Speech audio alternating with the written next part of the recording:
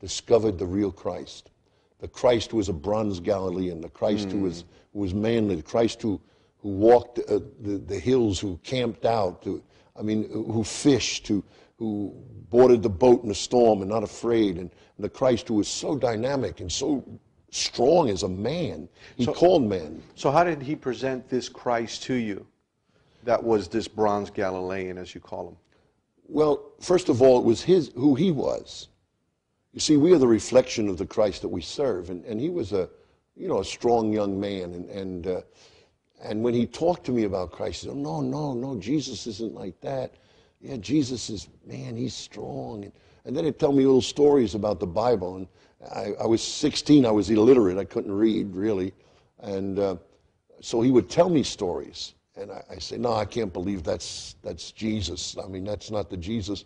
The paintings I saw on the wall at Sunday school when I was a little boy, I mean, that was the Jesus, not the one you're talking about. So would you say that the image of that pale Jesus comes from the medieval drawings and from teachings of art, passive men? Yeah, from the art and from who, in many times, the people represent ministry.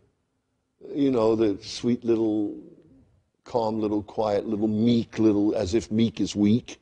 And that idea, that concept gets across. And here I'm a young teenager, I'm vice president of this gang, I'm really macho, don't mess with me. And so religion was something that was for those people, but not for me.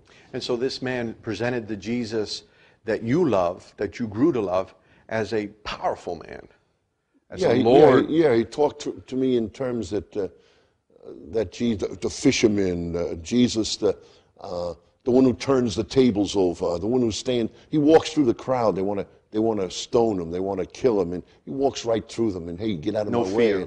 No fear. I mean, this is the manly Christ, the Christ that I was to discover, and the Christ who's been with me all these years. Because so often I hear the people say from the pulpits and preachers and teachers, love, joy, peace, meekness, all these things that are the fruit of the Spirit, which are good in themselves.